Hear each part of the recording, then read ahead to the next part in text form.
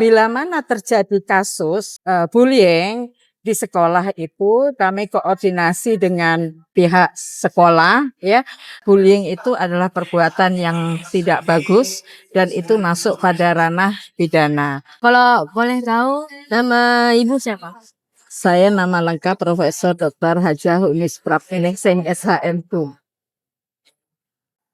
Kalau boleh tahu ibu udah berapa lama menangani masalah bullying ini? Masalah bullying itu sejak saya diberikan amanah tahun 2007. 2007 itu Ibu gabung dengan Pemkab untuk pencegahan dan penanganan kekerasan terhadap perempuan dan anak-anak.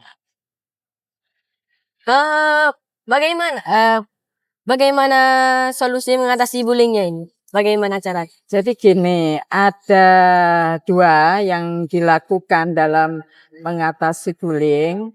Yang pertama kita berikan sosialisasi.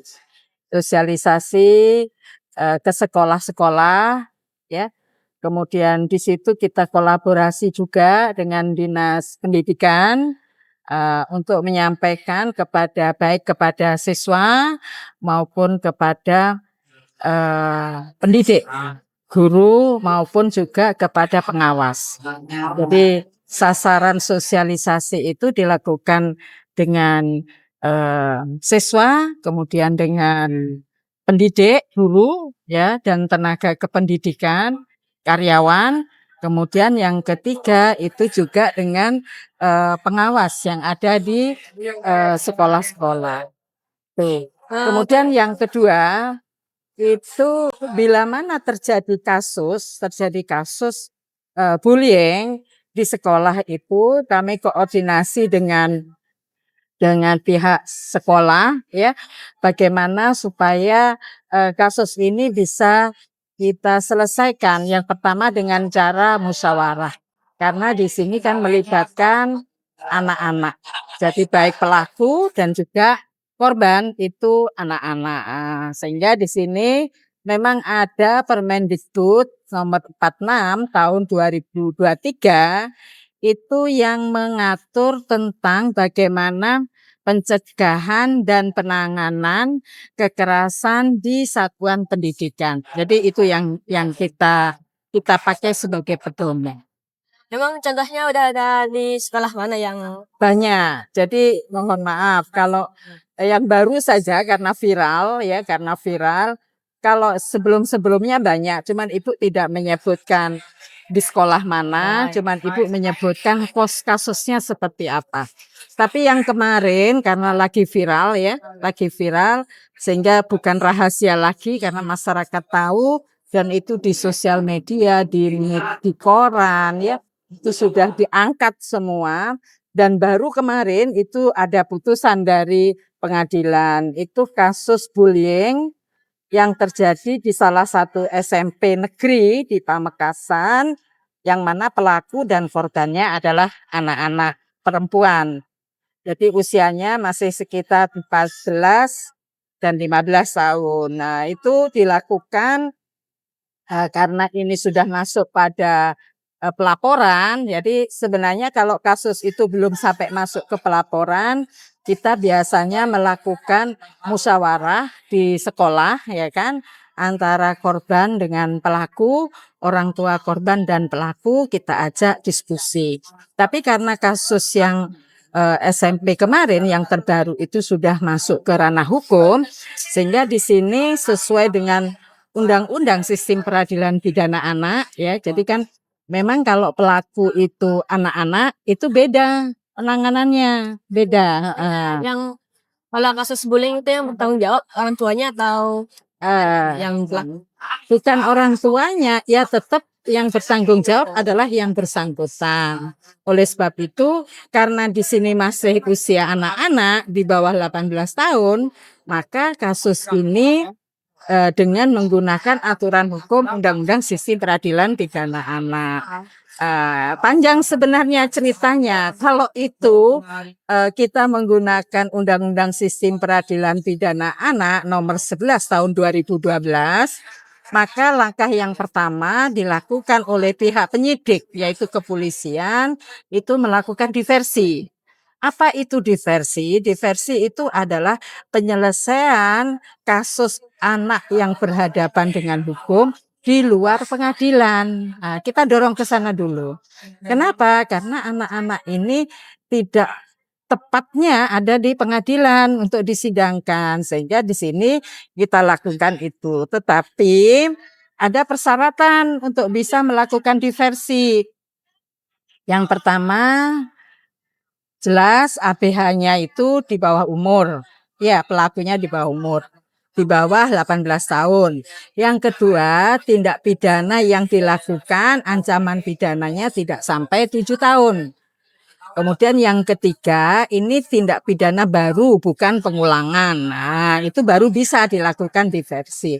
Pada tahap diversi itu, kita undang. Jadi Polres itu mengundang korban dan orang tuanya, pelaku dan orang tuanya, kemudian dari pihak sekolah, kalau terjadi di sekolah ya, di sekolah, kemudian saya selaku koordinator di divisi hukum ya, di unit pelayanan terpadu ya, unit pelayanan terpadu perlindungan perempuan dan anak di Kabupaten Pamekasan. Kemudian ada Eksos, pekerja sosial, itu bagian dari dinas sosial. Kemudian ada juga dari balai pemasyarakatan. Nah, kita kumpul di situ.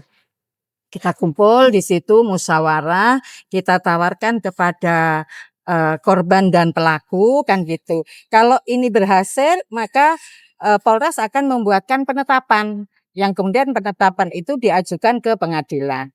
Tapi kalau tidak berhasil, maka Polres wajib meneruskan ke kejaksaan. Jadi kasus yang SMP itu yang lagi viral kemarin, ini lanjut sampai ke kejaksaan. Begitu nyampe kejaksaan, kejaksaan menggelar perkara di pengadilan negeri. Baru kemarin putusannya itu 10 bulan menjalani pembinaan di pondok pesantren.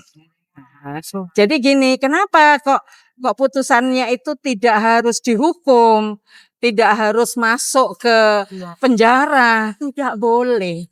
Yang masuk penjara itu kalau ancaman pidananya ya kan di atas 7 tahun karena tidak bisa didiversi kan gitu. Kemudian yang kedua, perlu disampaikan bahwa untuk anak-anak itu dengan sistem peradilan restoratif justice. Jadi saling melindungi karena ini dilakukan oleh anak-anak yang belum bisa memberikan pemikiran yang baik dan buruk gitu. Iya. Emangnya harapannya Ibu terhadap penyelesaian bullying ini seperti apa? Iya. Jadi itu tadi salah satu kasus ya, bullying itu. Terus kasus-kasus yang lain, bullying itu banyak terjadi karena penganiayaan ya. Penganiayaan di beberapa sekolah itu terjadi penganiayaan ya, antara siswa dengan siswa ya, ada terjadi penganiayaan. Terjadi juga penganiayaan yang dilakukan oleh guru terhadap murid. Nah, ini terjadi ini. Ini juga itu bullying itu masuk. Bullying yang ada di sekolah. Oleh sebab itu kan di sekolah itu wajib dibentuk tim ya, penanggulangan tim pencegahan dan penanganan kekerasan di satuan pendidikan. Ini harus dibentuk tim. Tim itu terdiri dari siapa? Ya jelas dari guru, ya kan? Kepala sekolah masuk, kemudian dari Dewan Pendidikan masuk, itu yang ada di sekolah. Kemudian di tingkat kabupaten juga harus dibentuk tim itu. Jadi tujuannya apa? Ada pencegahan kan tadi, ada pencegahan. Kalau itu kemudian terjadi, ya itu tadi seperti kasus yang Ibu sampaikan tadi, prosesnya seperti itu. Dan banyak yang dilakukan dengan cara diversi berhasil. Banyak. Jadi ada 1-2 kasus saja yang kemudian lanjut pada ranah khusus.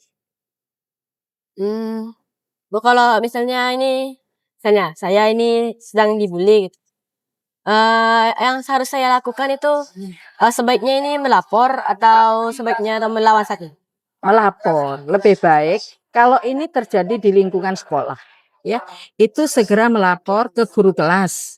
Kalau guru kelas nggak ada ke BK, BK nggak ada ya SD ya, nggak ada, SMP baru ada. Kalau kalau guru kelas nggak ada, misalkan kepala sekolah, langsung ke kepala sekolah. Jadi kalau itu sudah dilaporkan, ya kan, kemudian jelas pihak sekolah akan melakukan pemeriksaan kan gitu ya. Itu harus memanggil para orang tua sehingga supaya tidak terjadi miskomunikasi, tidak terjadi persoalan yang panjang lebar. Iya, jadi itu bisa diminimalisir, diberikan pemahaman dan itu juga banyak yang berhasil seperti itu. Jadi selama tahun 2007 sampai tahun ini Ibu mendampingi kasus-kasus seperti itu, alhamdulillah banyak berhasil. Itu tadi saya sampaikan hanya 1, 2, 3 saja yang berlanjut ke ranah. Ya, jadi harapan Ibu ya, mari kita jaga bersama ya di antara siswa-siswi kita ya bahwa bullying itu adalah perbuatan yang tidak bagus dan itu masuk pada ranah pidana. Jadi cegah ya untuk perilaku-perilaku yang tidak bijak yang menjurus pada tindak pidana. Ya karena itu saling menyakiti ya. Kita adalah satu keluarga, ya kan? Satu keluarga. Marilah kita jaga kerukunan tersebut, kebersamaan tersebut ya.